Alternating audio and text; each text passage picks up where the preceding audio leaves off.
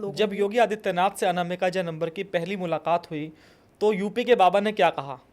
उस कविता का जिक्र किया कि जिसमें आपने नेहा सिंह राठौर को जवाब दिया था। हाँ, वो बहुत इस मामले में बहुत शानदार व्यक्तित्व है। वो कलाकार हो या कोई सृजनशील व्यक्तित्व हो या किसी ने बड़ा कार्य किया हो, वो कभी भी इस बात को इग्नोर नहीं करते। उनका भी कोई ऐसा लालच नहीं है कि तुमने ये अच्छा करा और करना, ऐसा बिल्कुल नहीं है। जो मुझे देख करके लगा, मैं इस बात को कोशिश करूंगी कि अपने शब्दों में अच्छे से आपको बता सकूं। मैं इस बात को डंके की चोट पे कह सकती हूँ कि यदि आपने कोई ऐसा कार्य किया जो राष्ट्रहित में है, उनके लिए नहीं, राष्ट्रहित में है, तो वो आपका बातों बातों में आपको इस बात का एहसास करा देंगे कि आपने ठीक किया है। लेकिन वो आपको बिल्कुल इग्नोर नहीं करेंगे। हाँ ठीक है, ये तुम्हारा कर्तव्य था, कर दिया तो क्या हो गया, आगे भी करते रहना, देखा जाएगा, ऐसा बिल्कुल भी नहीं है। तो हाँ, उन्होंने इस बात का सम्मान किया, उन्होंने एक कलाकार की कला का सम्मान किया, उन्होंने एक सृजनशील व्यक्तित्व के सृजनता का सम्मान किया। और मुझे इस बात से की बहुत प्रसन्नता है, मुझे लिख करके पछतावा नहीं हुआ।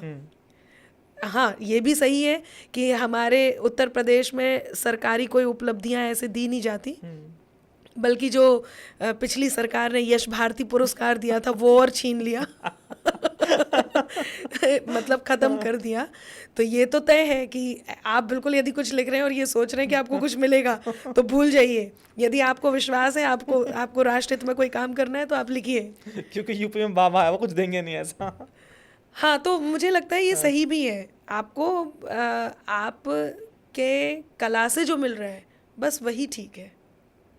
तो उन्होंने आपका चमचागिरी से सम्मान, कुछ नहीं मिलना चाहिए। उनका सम्मान कैसे किया बाबा ने आपका, मतलब आपकी कला का कुछ शब्दों में बताइए, मतलब क्या उन्होंने एग्जैक्ट कहा? एग्जैक्ट तो बस एक होता है आशीर्वाद देना कि अच्छे उसके से बाद मिल लेना, कितनी आप बार आपकी बहुत अच्छा मुलाकात हुई? कार्य कर रहे हैं, आपकी लेखनी अच्छी है, आप आपकी उसके बढ़िया बाद कर कितने रहे बार मुलाकात हुई बाबा से आपकी? हैं। 2-3 बार हम लोग मिल चुके हैं आपकी उनसे। साहित्य को लेकर कोई बात होती है उनसे? बिल्कुल बिल्कुल, ज़रूर साहित्य को लेकर के बात होती है। और वो जितने भी बार मिले हैं उतने बार राष्ट्रहित में आप लिखते रहिए, बहुत ज़रूरी है। उनका कहना सबके लिए है, आपके पास जो भी कला है उस कला का प्रदर्शन आप जब भी करें, समाज हित में करें, राष्ट्र हित में करें। बल्कि उन्होंने कई बार बहुत सारी अच्छी अच्छी बातें भी बताई हैं कि आपके पास आप जो भी लिख रहे हैं उसको बहुत सोच समझ के भी लिखिए, उसको लिखने के बाद उसको सोच समझ के भी उसको लोगों तक पहुंचाइए। सबको लेकर के चलना है, समाज हित की बात होनी चाहिए, जिससे किसी का फ़ायदा हो, जिससे राष्ट्र का फ़ायदा हो, समाज का फ़ायदा हो, वो ज़रूर लिखना चाहिए। तो उन्होंने अप्रिशिएशन दिया कि आप जो लिख रहे हैं वो ठीक है, अच्छी बात है, सही लिख रहे हैं, सच हमेशा लिखिए। तो उस अप्रिशिएशन को मैंने कहा ना, यदि वो प्रसन्नता नहीं मतलब वो प्रशंसा नहीं करते या उस बात को टाल देते, हाँ हाँ ठीक है, अच्छा है, नमस्ते, मिल लिया आपने, हो गया, तो हमारा फिर मन भी नहीं करता।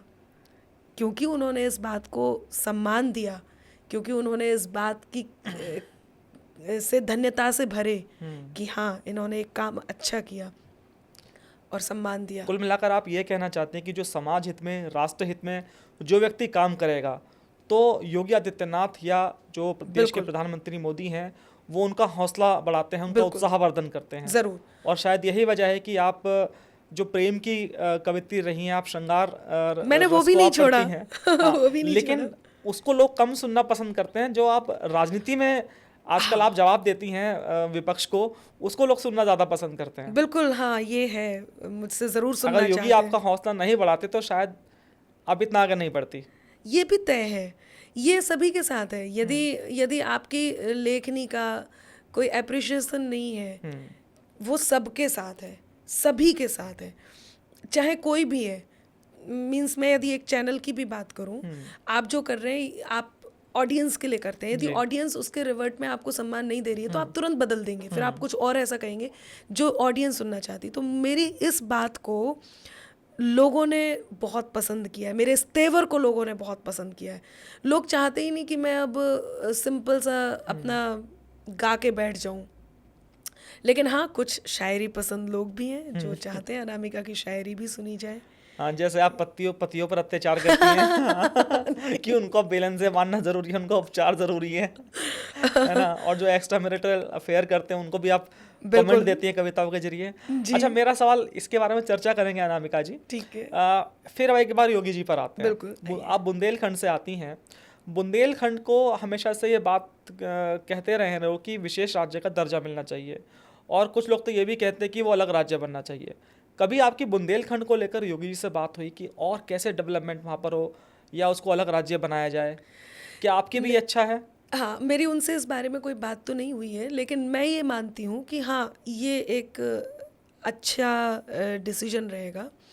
जब उत्तर प्रदेश और उत्तराखंड एक थे, जब उत्तर प्रदेश और उत्तराखंड एक थे, उत्तर प्रदेश की अपनी अलग जो वैल्यूज़ थी वो थी, यहाँ की जो उत्तर प्रदेश की सांस्कृतिक धरोहर है, उत्तराखंड की एक अपनी अलग सांस्कृतिक धरोहर है। तो जब ये दोनों एक थे तब होता है कि जब आपके पास एरिया बड़ा है और आप अकेले हैं तो वो चीज़ें डेवलप नहीं हो पाती, आप अकेले कितना देख लेंगे। तो एक और हाथ वहाँ पर देना चाहिए, एक और व्यक्ति विशेष उस अलग हिस्से को देना चाहिए। अब व्यक्ति विशेष एक अलग दिया जाएगा तो फिर जाहिर सी बात है कि वो हिस्सा भी अलग करना पड़ेगा।